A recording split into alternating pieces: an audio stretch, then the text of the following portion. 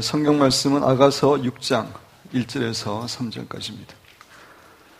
아가서 5장 8절에서 술람미 여인은 예루살렘 딸들에게 너희가 내 사랑하는 자, 즉 예수님을 만나거든 내가 예수님을 너무나 사랑함으로 병이 낫다고 말해달라고 부탁을 합니다.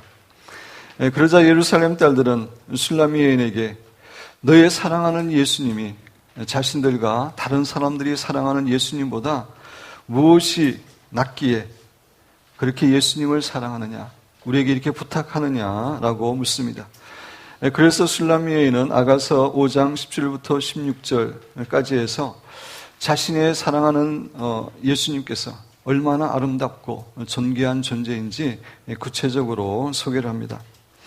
그 소개를 들은 예루살렘 딸들이 술람미 여인과 함께 예수님을 찾겠다고 하는 것이 오늘의 본문 말씀 아가서 6장 1절 말씀입니다.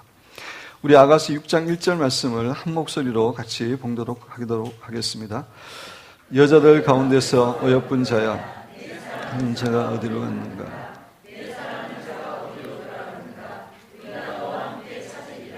아멘.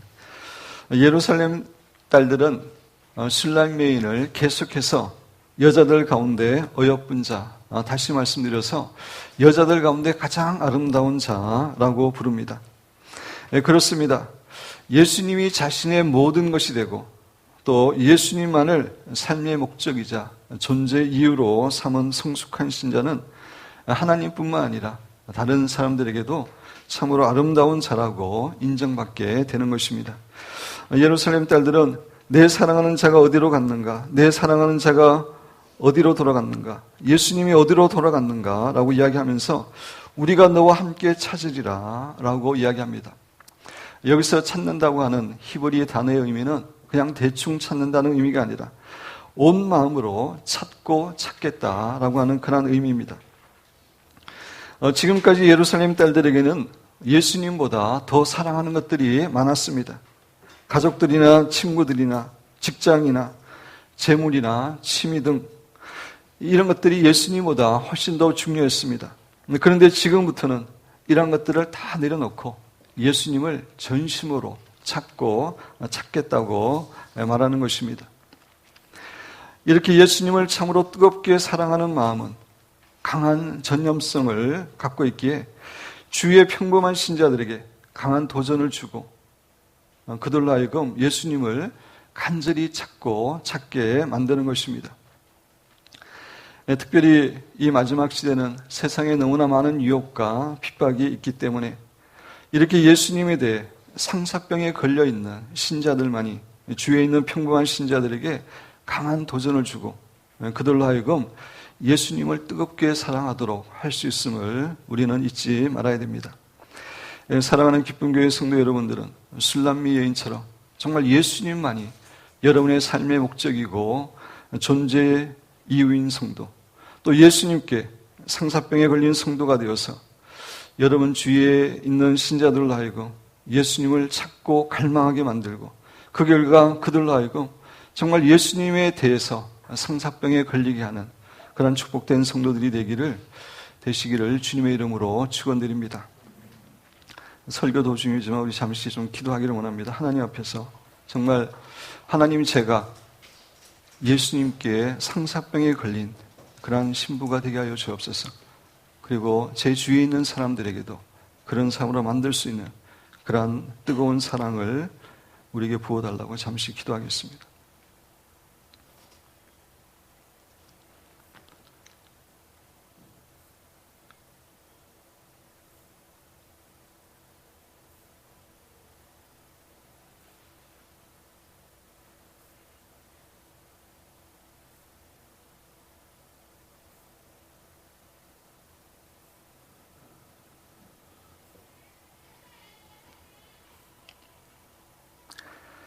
아멘.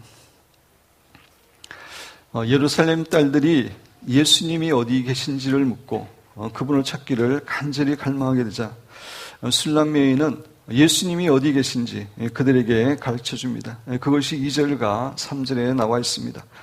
먼저 2절 말씀을 우리 한 목소리로 읽겠습니다. 내 사랑하는 자가 자기 동산으로 내려가 향기로운 꽃밭에 이르러서 동산 가운데서 양떼를 먹이며 백합화를 꺾는구나. 내 사랑하는 자는 여러분이 잘 알고 있는 것처럼 예수님입니다. 자기 동산으로 내려가, 자기 동산은 모형론적으로 주님의 교회를 가리킵니다. 향기로운 꽃밭에 이르러서, 여기서 향기로운 꽃밭, 꽃밭이라고 하는 단어는 히브리 원어로 보면 단수가 아니라 복수입니다. 주님의 동산 안에 많은 꽃밭이 있다는 것을 의미하는데, 여기서 꽃밭은 전 세계적으로 흩어져 있는 지역 교회들을 의미하는 말입니다. 여기서 성경에 나오는 교회라고 하는 단어에 대해서 여러분들에게 잠시 설명하기를 원합니다. 헬라어로 교회를 의미하는 단어는 에클레시아라고 하는 단어인데, 이 단어의 의미는 부르심을 받은 사람들의 모임이라는 의미입니다. 따라서 신약 성경에서 교회라고 하는 것은 예배당 건물을 의미하는 것이 결코 아닙니다. 구원함을 받은 사람들의 모임을 의미합니다.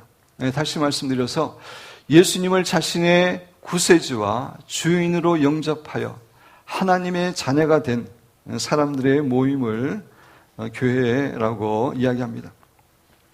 그런 의미에서 교회에 다닌다고 다 교회에 소속, 예배를 드린다고 교회에 소속된 건 아닙니다. 정말 자기의 마음을 오픈하고 예수 그리스도를 구세주로 주인으로 영접한 사람만, 예수 그리스도를 주인으로 모시고 주인답게 순종하며 살아가는 사람이 교회인 것입니다. 그런데 이 교회에는 세 가지 종류의 교회가 있습니다. 첫째로 우주적인 교회가 있고, 둘째로 지역 교회가 있고, 셋째로 역사적 교회가 있습니다. 우주적 교회라고 하는 것은 과거와 현재, 미래, 예수님을 믿었던 사람들, 믿고 있는 사람들, 앞으로 믿을 사람들 다 포함한 그 교회를 우주적 교회라고 합니다. 다시 말씀드려서 이미 예수님을 믿고 천국에 가 있는 성도들, 현재 이 땅에서 예수님을 믿고 있는 모든 신자들, 또 앞으로 예수님을 믿을 사람들 다 합쳐서 그 교회를 우주적 교회라고 이야기합니다. 사도 바울이 교회는 그리스도의 몸이고 예수님이 교회의 머리라고 했을 때 그 교회의 의미는 바로 이 우주적 교회를 의미합니다. 이 우주적 교회는 보편적 교회라고 이야기하기도 합니다. 지역 교회라고 하는 것은 예수님을 믿는 사람들이 함께 예배드리고 또 성례전을 거행하기 위해서, 우리 개신교의 성례전은 성찬신과 세례식인데, 성례전을 거행하기 위해서 어떤 특정한 지역에 모이는 그런 공동체, 성도들을 공동체를 말합니다. 우리 기쁨교회나 온누리 교회나 이 옆에 성광교회라고 있는데, 성광교회 같은 교회가 바로 지역교회입니다. 다시 한번 여러분에게 말씀드리지만 신약시대의 교회는 건물을 가리키는 것이 아니라 성도들의 모임입니다. 그런 의미에서 교회는 영적 공동체입니다. 세 번째, 역사적 교회가 있는데, 이것은 어떤 특정한 시기에 지상에 존재하는 예수님을 믿는 모든 지역교회들의 모임을 말합니다. 현재 전 세계적으로 예수님을 믿고 있는 지역교회들이, 수많은 지역교회들이 다 있는데 그것을 전체를 역사적 교회라고 부르는 것입니다. 이러한 의미에서 오늘의 본문 말씀에서 자기 동사는 특별히 역사적 교회를 가리킵니다. 예수님께서는 현재 이 땅에 있는 모든 교회 안에 예수님께서는 존재하고 계십니다. 반면에 향기로운 꽃밭은 그 역사적 교회에 속해 있는 수많은 지역 교회들을 의미하는 것입니다. 조금 전에 말씀드린 대로 꽃밭이라고 하는 것은 영어 성경을 보고 히브리 성경을 보면 복수로 되어 있습니다. 그런 의미에서 지역 교회들을 의미하는 것입니다. 지역 교회들을 향기로운 꽃밭이라고 말한 이유는 교회가 여러 가지 부족한 점이 있음에도 불구하고 교회들은 찬양과 사랑의 헌신과 기도를 통해서 정말 예수님이 기뻐하시는 그러한 향기를 바라고 있기 때문입니다. 특별히 기도를 많이 하는 교회는 하나님께서 그 교회를 통해서 그 향기를 많이 받으시게 됩니다. 우리 성경 말씀 한번 찾아보겠습니다. 요한계시록 5장 8절입니다.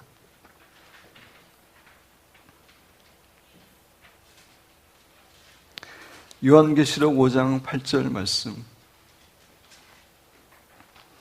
우리 한 목소리로 봉독하겠습니다. 그 두루마리를 취하심에 네 생물과 24장로들이 그 어린 양 앞에 엎드려 각각 검은고와 향이 가득한 금 대접을 가졌으니 이 향은 성도들의 기도라. 성도들의 기도가 바로 향임을 이야기하고 있습니다.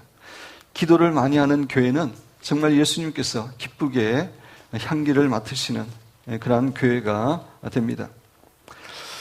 우리 기쁨교회는 그래도 기도를 많이 하는 교회이기 때문에 정말 예수님께서 기쁨으로 향기를 맡고 계시는 그런 교회라고 저는 생각합니다.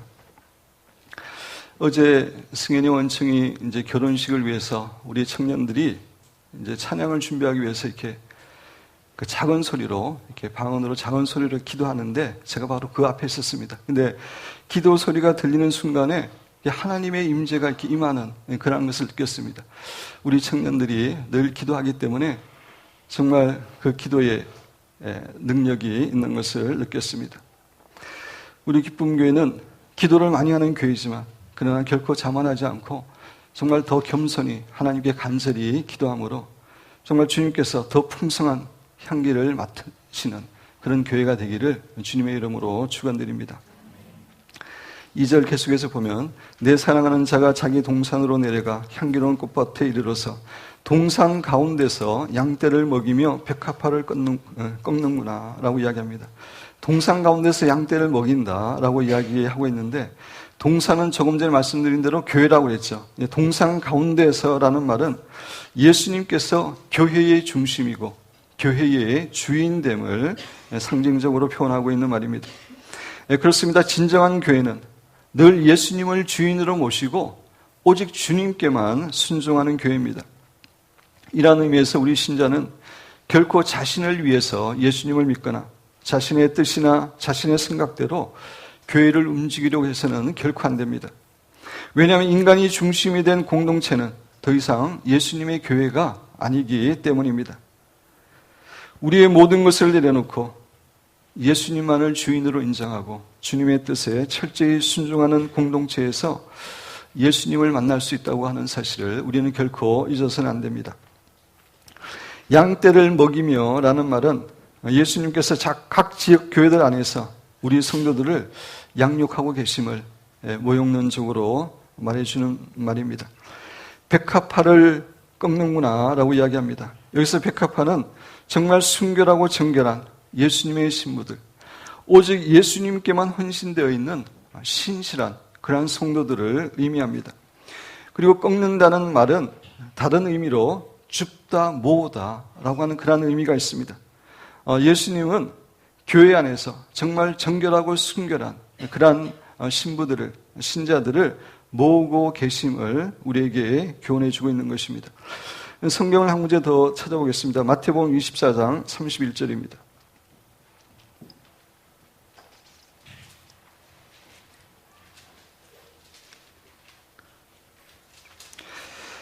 마태복음 24장 31절입니다.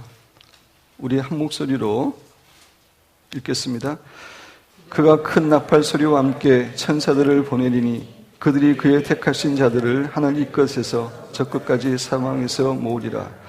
이제 예수 그리스도께서 재림하실 때 나팔 소리와 함께 천사들을 보내시는데 그들이 그의 택하신 자들을, 하나님께서 택하신 자들을, 다시 말해서 정말 정결하고 순결한 백합화 같은 성도들을 하늘 이 끝에서 저 끝까지 모은다라고 이야기하고 있습니다.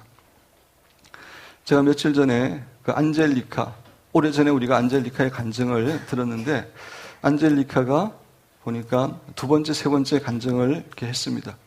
세 번째는 영어로만 되어 있고 두 번째 그 간증은 일본말로 이렇게 통역되면서 한국말로 자막이 되어 있는 건데 제가 그 간증을 이렇게 들으니까 안젤리카가 첫 번째 간증에서도 동일한 얘기를 했지만 예수 그리스도께서 곧 재림하시는데 재림하신 예수님께서는 정결한 신자들을 데리러 오신다. 그 얘기를 반복해서 하고 있습니다. 예수님께서는 순결하고 정결한 예수님의 신부들을 모으시는 것입니다. 사랑하는 성도 여러분, 예수님은 교회 안에 계셔서 성도들을 돌보고 계시고 진정한 성도들을 모으고 계신다고 하는 이 사실을 잊어서는 안 됩니다. 따라서 예수님을 만나려고 하면은 반드시 다른 곳에 갈 것이 아니라 교회 공동체로 가야 하는 것입니다. 물론 예수님은 교회 바깥에서도 왕으로 계시고 역사하고 계십니다. 그러나 예수님께서 중점적으로 역사하시는 곳은 교회이고 이 교회에서 우리 성도들을 깊이 만나주시고 우리를 더욱더 영적으로 성숙한 그러한 신자로 만들어 주시는 것입니다. 사랑하는 여러분과 저는 교회 안에서 주인이 되시는 주님께 순종하고 또 정결하고 순결한 예수님의 신부로 잘 성장함으로 예수님과 친밀한 교제를 누릴 뿐만 아니라 조만간 예수님께서 재림하실 때에 다 휴거받으시는 귀한 성도들이 되시기를 주님의 이름으로 축원드립니다. 3절 말씀을 우리 아가서 6장 3절 말씀을 우리 같이 좀 읽겠습니다. 나는 내 사랑하는 자에게 속하였고 내 사랑하는 자는 내게 속하였으며 그가 백합화 가운데서 그 양떼를 먹이는도다. 여기서 속하였다라고 하는 단어는 소유됨과 하나로 연합됨을 의미하는 그런 말입니다. 나는 내 사랑하는 자에게 예수님에게 속하였고 라고 하는 의미는 술람미에는 이제 자신은 예수님의 소유가 되었고 자신은 예수님과 하나로 연합된 존재라고 하는 것을 교훈해 주는 말입니다. 그렇습니다. 우리 신자들은 교회 안에서 그리스도와 함께 하나가 된 연합된 그런 존재입니다. 우리 성경 말씀 에베소서 5장 31절 32절을 찾아보겠습니다. 에베소서 5장 31절 32절입니다.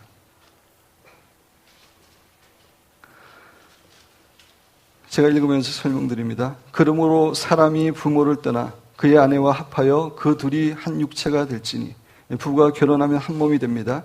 이 비밀이 크도다. 나는 그리스도와 교회에 대하여 말하노라. 아내와 남편이 하나가 되는 그 얘기를 하면서 갑자기 나는 그리스도와 교회에 대해서 말한다고 이야기하고 있습니다. 아내와 남편이 한 몸인 것처럼 그리스도와 교회도 성도들도 그 교회 안에서 하나됨을 사도 바울이 우리에게 교훈해 주고 있는 것입니다. 요한복음 14장 20절은 이렇게 이야기합니다. 그날에는 내가 아버지 안에 너희가 내 안에 내가 너희 안에 있는 것을 너희가 알리라. 주님이 우리 안에 우리가 주님 안에 있는 것 그것이 교회 안에서 우리가 연합되어 있기 때문에 예수님이 이렇게 말씀하시는 것입니다. 사랑하는 성도 여러분, 우리는 예수님의 소유된 자이고 교회 안에서 예수님과 하나로 연합된 자임을 한시도 잊어서는 안 됩니다. 그래서 사울이 교회의 성도들을 핍박할 때 예수님이 사울에게 나타나셔서 뭐라고 말씀하셨습니까? 네가 왜 나를 핍박하느냐라고 이야기했습니다. 사울은 예수님을 핍박하지 않았습니다. 직접적으로. 그럼에도 불구하고 예수님과 교회는 하나이기 때문에 왜 나를 핍박하느냐라고 말씀하신 것입니다. 술람미인이 3절에서 나는 내 사랑하는 자에게 속하였고 내 사랑하는 자는 내게 속하였다라는 고백하고 있는데 이 고백을 보면 술람미 여인의 신앙이 과거보다 성장했음을 알 수가 있습니다. 1장으로부터 지금까지 술람미 여인의 신앙이 어떻게 성장해 왔는지 일전에 여러분에게 오래전에 여러분에게 설명한 적이 있지만 다시 한번 간단히 말씀을 드립니다. 가장 낮은 신앙의 단계는 아가서 1장 14절에 기록되어 있습니다. 우리 아가서 1장 14절을 보겠습니다.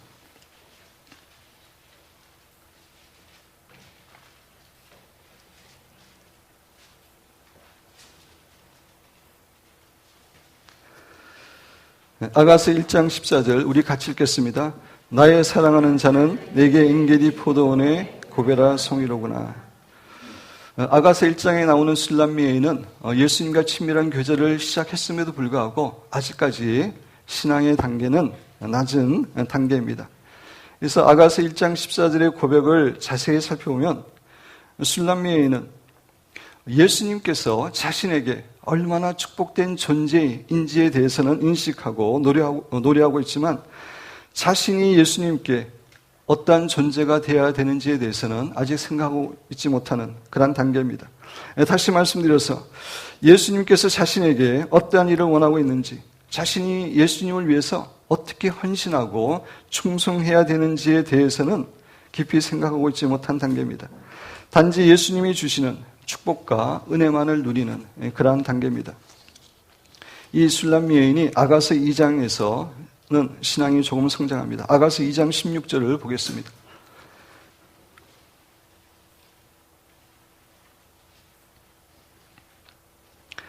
아가서 2장 16절, 내 사랑하는 자는 내게 속하였고 나는 그에게 속하였도다. 이제 이 술람미 여인은 예수님께서 자신에게 놀라운 축복을 주는 존재임을 고백할 뿐만 아니라 아울러 자신도 예수님께 속한 자임을, 예수님의 소유된 자임을 고백하고 있습니다. 그럼에도 불구하고 아직까지, 이때까지는 자기 중심적인 그런 모습을 갖고 있습니다. 왜냐하면 예수님께서 자신에게 속한 것이 먼저입니다. 그 이후에 자신이 예수님께 속했다고 이야기하고 있습니다. 자신이 주님을 위해서 헌신하고 순종하는 것보다 주님이 자신에게 축복이 되고 은혜를 주시는 것이 먼저라고 하는 그런 생각을 아직까지 갖고 있는 단계입니다. 그런데 아가서 6장 3절에서 그 믿음이 더욱더 성장합니다. 아가서 6장 3절에서는 나는 내 사랑하는 자에게 속하였고 내 사랑하는 자는 내게 속하였다 라고 이야기합니다. 순서가 바뀝니다. 이것은 술람미 여인이 계속되는 예수님과의 친밀한 교제와 또 시련과 역경의 북풍, 하나님의 임재를 느끼지 못하는 고통, 또 여러 가지 영적 지도자들로부터 고난을 당하는 것을 통해서 훈련되고 연단되어서 이제 신앙이 더욱더 성장해져서 자신보다 예수님을 더 앞세우는 예수님 중심의 사람이 된 것을 우리에게 교훈해 줍니다. 사랑하는 성도 여러분, 우리가 예수님의 신부가 된다는 것은 이제 우리가 이 세상에서 그분만을 위해서 살아간다라고 하는 것을 의미한다는 것을 잊어서는 안 됩니다. 우리는 더 이상 우리 자신을 위한 삶을 사는 것이 아니라 예수님께 속한 자로서, 예수님의 소유로서 오직 예수님만을 위한 잠근 동산이 되어야 합니다. 이것이 진정한 신부의 모습이고 하나님께서 우리를 구원하신 성도의 구원의 목적입니다. 고린도후서 5장 15절 말씀 한번 찾아보겠습니다. 고린도후서 5장 15절 말씀입니다.